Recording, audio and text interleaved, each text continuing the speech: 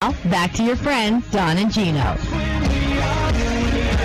back with your friends now, right here on the Don and Gino Real Estate Finance Show on your hometown station. That's right here in Santa Clarita. And now at the Vault Media Studio right here in Cherry Creek Mortgage. Built our nice little custom-built media studio here so that you can actually see our guests, hear our guests, and get more information on a regular basis. And you can do that by going to donandgino.com, donandgino.com. Click on Listen and Chat Live, and voila, you will actually see us live and see our great guest, Mr. Neal Weichel, in the house. And we always appreciate having you give us your insights on what's going on in the market and helping all of you out there kind of get a sense of where we're heading and at least all of our opinions, heaven forbid. So again, go to donandgino.com and chat and get involved. All right, Neal, so we've been talking about where the market's gone, this transition and timing and stuff, and one of the areas that we were talking at the break about how the market's going to come back, and we have to agree, we couldn't agree with you more, is what is going to drive this market. And I don't want to steal your thunder because it's part of your blog, and you should go to nealweichel.com, WEICHEL.com. He's got such great information on there. And read his blog because he's got a healthy blog here that explains in detail what Neal feels is going to happen, what has happened in the market, and why what he feels is going to happen in 2014. So why don't we share a little bit of your blog? We're going to cheat. Sure. And talk about what you feel is going to drive this market.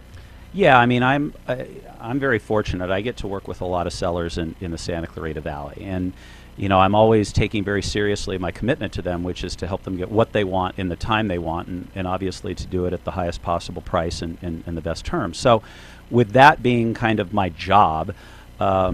You know, my job is really to try to help project out what's going to happen, right? Especially as we enter the spring selling season. And that's a difficult thing to do right now for a variety of reasons. There's a lot of mixed information, but there's one thing I'm super clear on, and there's absolutely no question about it. And that is we need more listings. Okay, we need more listings because there are buyers out there, but the buyers, as we suggested in that last segment, are very aware. They're very educated. These are all good things, by the way. They're very conservative. They typically don't overstate what they can purchase. And they won't just buy any home to buy any home, okay? And that's the important part.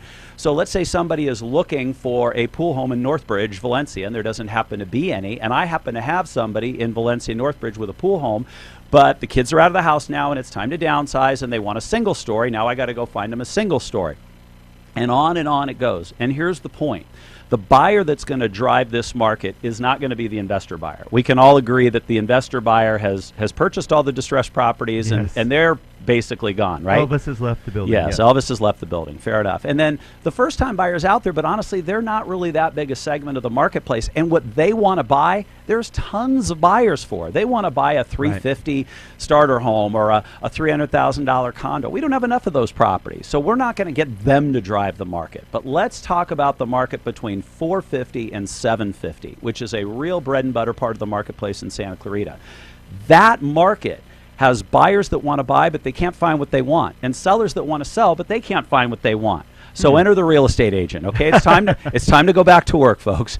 And the way that we do it, at least in my case, and plenty of other great agents in our valley, is we meet every Tuesday, okay? We have a network group. There's 23 of us. We meet every Tuesday, and we bring all our buyers that are ready to buy, and we bring our sellers that are ready to sell, and we try to put them together. And inevitably, people in the group will say, well, I can bring this listing to the group if you can help me find that listing, right, okay?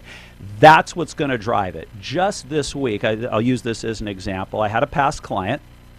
Kids are getting ready to go to college. They got a 3,000 square foot pool home in Saugus. They're going to buy a new home, okay, with Lance Williams Homes over on the other side of the valley, and they're going to go down in price about $200,000. And they don't need a big house. They don't even need the pool anymore. And the point is with your great interest rates and that listing over there, I've now put that home on the market and we have an offer, okay? If that Lance Williams home doesn't exist, I don't put my home on the market, I don't have an offer, you don't have a loan, and we have 2 less transactions in our valley. So it's a matter of educating our clients. Here's what's possible. Asking them questions. What do you want to do? Where do you want to go? Where are you at this time in your life? Educating them about the loan programs. Sometimes the difference between a 7-year loan and a 30-year loan is the difference of several $100s a month, and that's the difference between them doing something or not. So you ask the question, are you going to be here longer than 7 years? Well, no, Neal, we're going to probably be here 5 or 6, and then we're moving out of state. We'll get the 7-year loan then. Right, save some money. Yeah. And even better, I'll tell you, because the 7-year loan almost always outperforms the 30 for 10 years.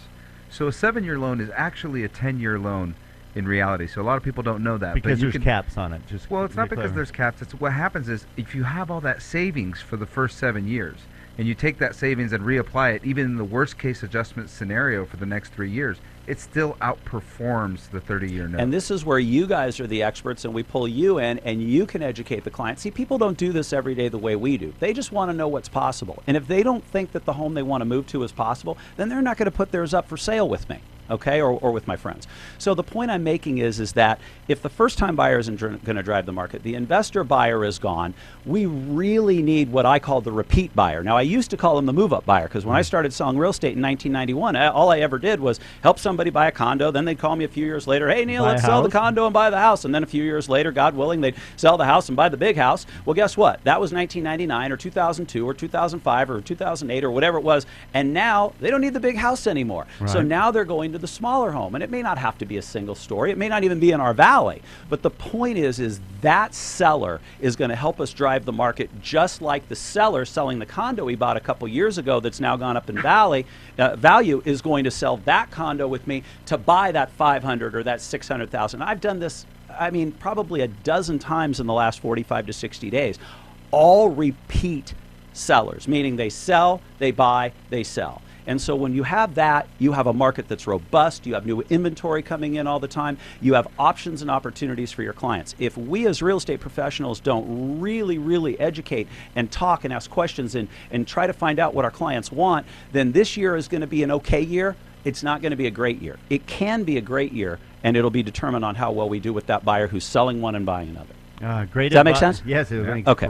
Great advice. And if you just tuned in, we're here on the Don and Gino Real Estate and Finance Show with Neal Weichel of RE/MAX of Valencia, one of the top real estate professionals in all the nation, but definitely out here. And Neal, it's so gratifying to hear your passion about making it a great market. It's not, and I know your passion is like ours. It's not just about getting more transactions, about helping more people, and you're helping educate them. Meaning, these are a lot of you out there want to buy your next home, but you just don't know how. And by communicating with great professionals like you and your team and some of the other great professionals out here, there is opportunities they probably didn't know they had unless they talked to a real professional that can connect the dots, per se. Yeah, and it's clear to me that this is the market because, candidly, it's the primary client I've been working with for the last, I don't know, probably 8 or 9 months. You know, a lot of the clients that or you know, were potential clients 2-3 years ago, that doesn't exist anymore. The market has changed again. And so you have to really look, what do we need to do to create activity? What do the clients want? What do the sellers want? What do the buyers want? If you give them what they want, then you're going to have transactions. If you don't, either because you don't know or you're not, you know, working to try to find it for them, then, you know, they'll stay put until they really have to sell. I'd love to get your opinion on this because I do agree that that's where we are in the marketplace right now, but I think there's a new buyer coming to the market.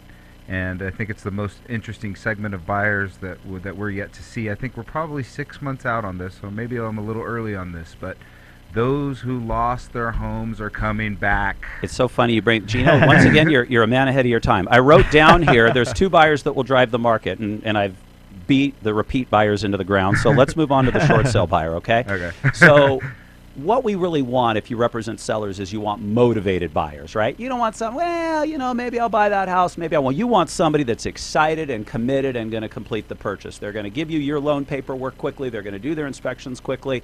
Me and my staff are going to monitor them, and they're doing their job. They're moving as they're supposed to. Well, the short sale buyer is exactly that kind of buyer. Let me explain who that is. That's the client who lost their home, sadly, to a short sale, or possibly even lost it to foreclosure, that now, because of guidelines and because of their good credit and because they have a job, thank God, they now are highly motivated to come back and buy a home that's probably similar to the one that they lost and still 25% less than what they lost it for, right? Yep. So they see value, and there is. They see great interest rates, better than the last time they purchased maybe 7, 8, 9, 10 years ago. And so that buyer is absolutely a motivated buyer, and it's also our job to make sure they know what's possible. There's new guidelines that make it easier to buy, as maybe you've shared in the past on this show. And so that buyer, along with the repeat buyer, if we really do a good job with them, we're going to have a very fine year. I mean, what a great theme, Neal, is to get these buyers back in the market. I mean, those of you that have owned a home know the how great it is to have that the value of home ownership versus paying. We always say, you know, you're always paying a mortgage. And people go, no, I don't own a home. Well, you're either paying your mortgage or you're paying somebody else's. Yeah, your landlord's. So you might as well be paying that. your own and having that flexibility to paint Johnny's room the color he wants and to plant the flowers you want. And for guys, set up your garage the way you want. There's nothing like it. And we're really excited about the opportunity to get these buyers back because hardships happen. And there was no control for a lot of you out there. And it's nice that we can help you get back into the market. And if you're not ready now, we know we can put together a plan. And we've been doing this for a lot of people going, hey, maybe not today, but that 6 months is around the corner. That year is around the corner. Let's get you prepared.